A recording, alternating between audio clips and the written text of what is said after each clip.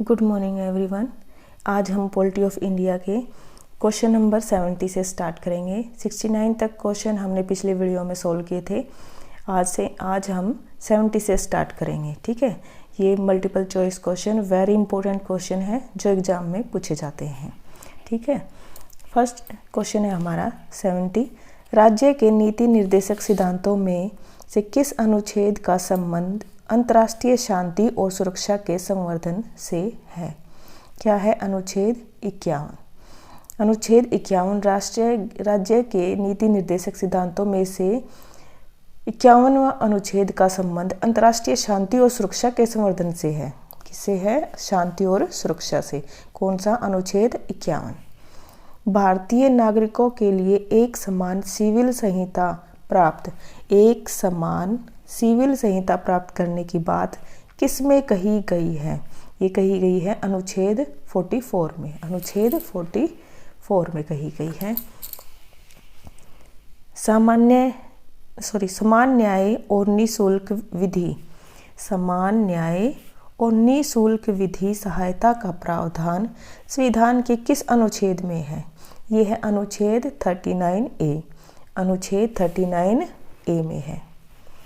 भारतीय संविधान के कौन से संशोधन अधिनियम द्वारा टकराव की दशा में राज्य की नीति निर्देशक तत्वों को मूल अधिकारों पर वरीयता प्रदान की गई है?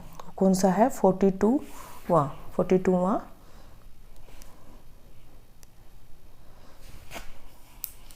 संशोधन। 74 है, राज्य के नीति निर्देशक सिद्धांतों के अनुसार किस उम्र तक के बच्चों को निःशुल्क एवं अनिवार्य शिक्षा देने की आशा की जाती है? कौन से? 14 ईयर तक, यानी 14 वर्ष के बच्चों को निःशुल्क एवं अनिवार्य शिक्षा देने की आशा की जाती है। नीति निर्देशक तत्वों का महत्व किसके लिए है? ये नीति निर्देशक तत्व किसके लिए इम्पोर्टेंट है? राज्य के लिए। राज्य के नीति निर्देशक में क्या शामिल है? क्या शामिल है? जो मूल अधिकारों में नहीं है। मूल अधिकारों में नहीं है। ये है कुटीर उद्योग को प्रोत्साहन। कुटीर उद्योग को प्रोत्साहन। नेक्स्ट क्वेश्चन है 42वें या 42वें संविधान संशोधन के 11वें आचार आदर्शों को किस नाम से जाना जाता है? 42वें संविधान संशोधन के 11वें आचार आदर्शों को किस नाम से जाना जाता है? मौलिक कर्तव्य। मौलिक कर्तव्य। निम्नलिखित में से किस वर्ष संविधान में मूल कर्तव्यों को अंतःस्थापित किया गया है? 1976 ईस्वी में। भारतीय संविधान में मूल कर्तव्यों को शामिल करने का विचार किस देश के संविधान से लिया गया है? यह पूर्व सोवियत संघ। पूर्व सोवियत संघ से। भारतीय संविधान की आत्मा तथा चेतना किस भाग को कहा जाता है? भाग 3 व 4 को। आत्मा कहा जाता है भाग 3 को, चेतना कहा जाता है 4 को। आत्मा तथा चेतना भाग 3 व 4 को कहा जाता है। भारत के संविधान के किस अनुच्छेद में मौलिक कर्तव्य की चर्चा की गई है? किसमें की गई है? अनुच्छेद 51A को में की गई है। संविधान के किस भाग में मूल कर्तव्यों के अध्याय को जोड़ा गया है? मूल कर्तव्यों के अध्याय को जोड़ा गया है भाग 4 क में। भाग 4 क में 1976 में 42वें संशोधन द्वारा संविधान में नागरिकों के लिए कितने मौलिक कर्तव्य निश्चित किए गए? कितने किए गए? 10 मौलिक कर्तव्य। संविधान में मूल कर्तव्य से संबंधित प्रावधान निम्नलिखित में से किस समिति की संस्तुति के आधार पर सम्मिलित किया गया है? स्वर्ण सिंह समिति। स्वर्ण सिंह समिति के आधार पर संविधान में मूल कर्तव्य से संबंधित प्रावधान दिया गया है। मौलिक कर्तव्यों की संख्या में किस वर्ष संविधान संशोधन कर वृद्धि की गई? 2002 में। मौलिक कर्तव्यों की संख्या में किस वर्ष संविधान संशोधन कर वृद्धि की गई? 2002 में। निम्नलिखित में से कौन सा मौलिक कर्तव्य नहीं है? ये है राष्ट्रीय उद्यमों का संरक्षण करना। और कौन से हैं? आम भाईचारे की भावना को उजागर करना, वैज्ञानिक संस्कार का विकास करना, भारत की समृद्ध विरासत का संरक्षण करना। और मौलिक कर्तव्य नहीं है राष्ट्रीय उद्यमों का संरक्षण करना। नेक्स्ट क्वेश्चन है, किसी सदस्य के कितने दिन अनुपस्थित रहने पर संसद की सदस्यता समाप्त हो समझी जाती है? 60 दिन बाद। ठीक है, 60 दिन बाद। संसद की कार्यवाही सूची में प्रथम विषय क्या होता है? प्रश्नकाल। प्रथम विषय क्या होता है? प्रश्नकाल। संसद का संयुक्त अधिवेशन किस स्थिति में बुलाया जाता है? संसद का संयुक्त अधिवेशन किस स्थिति में बुलाया जाता है?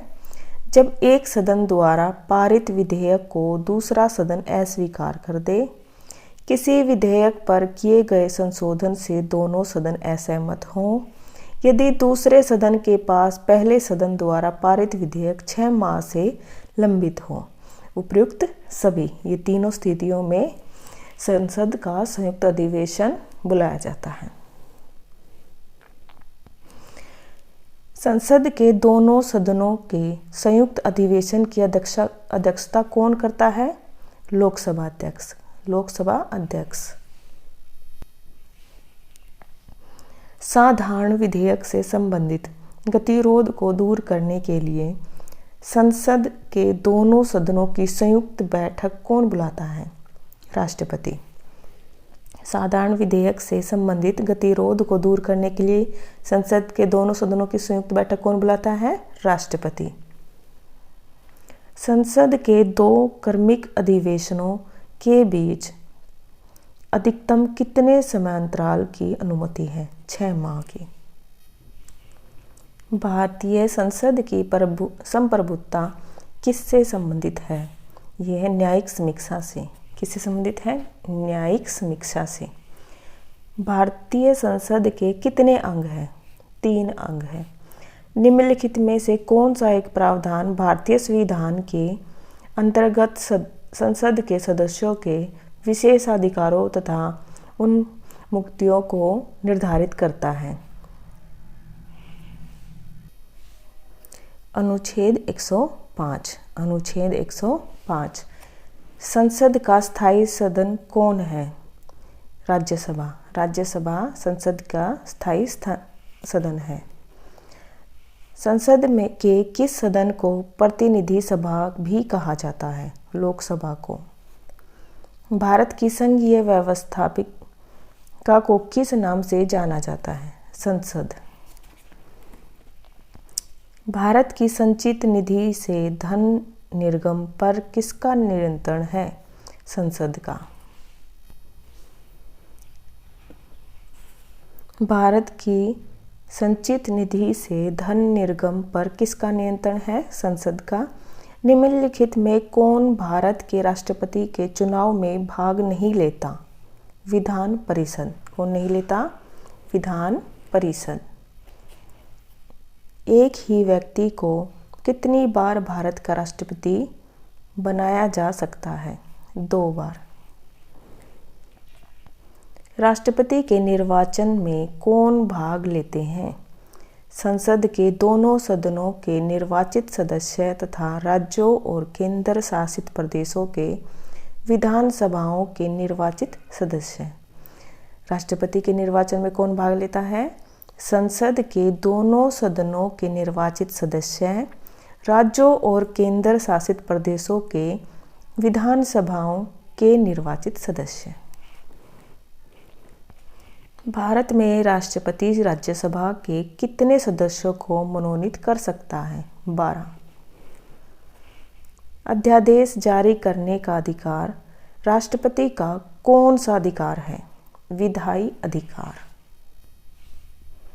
राष्ट्रपति को लोकसभा में किन 2 सदस्यों को मनोनीत करने का अधिकार है? Anglo Indian. Anglo Indian. Bharat के राष्ट्रपति ने जिस एकमात्र मामले में वीटो शक्ति का प्रयोग किया था वह क्या था? भारतीय डाकघर संशोधन अधिनियम, भारतीय डाकघर संशोधन अधिनियम। राष्ट्रपति द्वारा जारी अध्यादेश अधिवेशन आरंभ होने के कितने दिनों तक अधिक से अधिक एक बार में प्रभावी रह सकता है? 6 सप्ताह। राष्ट्रपति संविधान के किस अनुच्छेद के अंतर्गत अध्यादेश जारी कर सकता है? अनुच्छेद 123। युद्ध अथवा भारत पर आक्रमण होने की स्थिति में निम्नलिखित में से कौन अंतिम रूप से आक्रमणकारी के विरुद्ध युद्ध की घोषणा कर सकता है? राष्ट्रपति। राज्यसभा का अध्यक्ष कौन होता है? उपराष्ट्रपति। राज्यसभा का अध्यक्ष कौन होता है? उपराष्ट्रपति। भारत में किसकी स्वीकृति के बिना कोई भी सरकारी धन खर्च नहीं किया जा सकता है? संसद। राज्यसभा के सदस्यों का कार्यकाल कितने वर्ष का होता है? 6 वर्ष का। राष्ट्रपति द्वारा राज्यसभा के कितने सदस्यों को नामित किया जाता है? 12। राज्यसभा कब भंग की जाती है? राज्यसभा कब भंग की जाती है? राज्यसभा कभी भंग नहीं की जाती है। राज्यसभा क्योंकि ये स्थायी होती है इसलिए इसे कभी भी भंग नहीं कर सकते हैं। राज्यसभा के पहले समूह की सेवानिवृत्ति कब हुई? 2 अप्रैल 1954 को। पहली सेवानिवृत्ति कब हुई? 2 अप्रैल 1954 को। राज्यसभा का सर्वप्रथम गठन कब हुआ? 3 अप्रैल 1952 को। 3 अप्रैल 1952 को। प्रधानमंत्री पद पर नियुक्त होते समय निम्नलिखित में से कौन राज्यसभा का सदस्य था? इंदिरा गांधी, इंदर कुमार गुजराल, डॉक्टर मनमोहन सिंह, उपरोक्त सभी। राज्यसभा के किस नामित प्रथम फिल्म अभिनेत्री कौन थी? नरगिस दत्त। राज्यसभा के लिए नामित प्रथम फिल्म अभिनेत्री नरगिस दत्त थी। किस धन विधेयक के पारित होने में राज्यसभा अधिक से अधिक कितनी देरी कर सकती है? 14 दिन। राष्ट्रपति द्वारा राज्यसभा के लिए कला, साहित्य, विज्ञान आदि क्षेत्रों से 12 सदस्यों को मनोनीत करने की व्यवस्था भारतीय संविधान के किस अनुच्छेद के अंतर्गत आता है? ये है अनुच्छेद 80। लोकसभा द्वारा पारित धन विधेयक राज्यसभा द्वारा भी पारित मान लिया जाता है यदि उच्च सदन उस पर किस समय सीमा में कार्य समापन कर सके? 14 दिन के। इनमें से किस प्रधानमंत्री ने एक बार पद से हटने के पश्चात दोबारा पद संभाला था? इंदिरा गांधी। संसदीय शासन प्रणाली सर्वप्रथम किस देश में विकसित हुई थी? किसमें हुई थी? ब्रिटेन में। लोकसभा में विश्वास मत प्राप्त करने से के पहले ही त्यागपत्र देने वाले प्रधानमंत्री कौन हैं? यह है चौधरी चरण सिंह, अटल बिहारी वाजपेयी, उपयुक्त दोनों।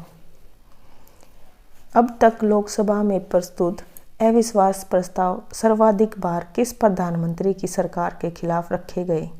इंदिरा गांधी। किस प्रधानमंत्री द्वारा प्रस्तुत विश्वास प्रस्ताव पर अब तक की सबसे लंबी बहस लोकसभा में चली? अटल बिहारी वाजपेयी। प्रथम पूर्णतः गैर कांग्रेसी प्रधानमंत्री कौन बने? अटल बिहारी वाजपेयी। प्रधानमंत्री पद से पद त्याग करने वाले प्रथम व्यक्ति कौन है? मोरारजी देसाई। मोरारजी देसाई प्रधानमंत्री पद से पद त्याग करने वाले प्रथम व्यक्ति थे।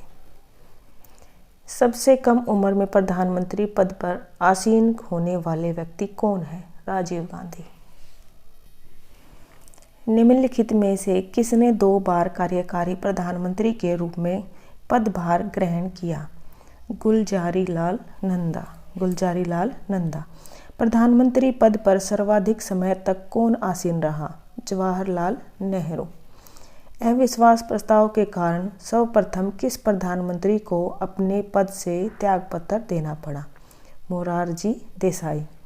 किस व्यक्ति को सर्वप्रथम 1977 ईस्वी में विपक्षी दल के नेता के रूप में मान्यता मिली तथा कैबिनेट मंत्री के समान वेतन आदि दिया गया। ये है YB चौहान। लोकसभा का विरोधी दल के पहले मान्यता प्राप्त नेता कौन थे? राम सुभग सिंह।